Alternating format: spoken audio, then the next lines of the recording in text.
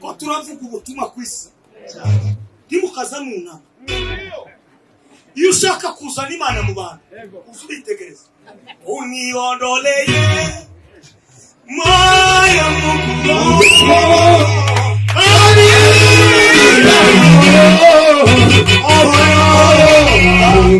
ukareba abantu gutya mu maso face ya face cyo ni kimwe. Number 2 mukureba ha mukareba mwarangiza guheza abantu Imana mukarekera umuntu n'Imana ye hanyuma mukabona gutarama yaguhumiriza samuhumiriza mu gisirimo ngaho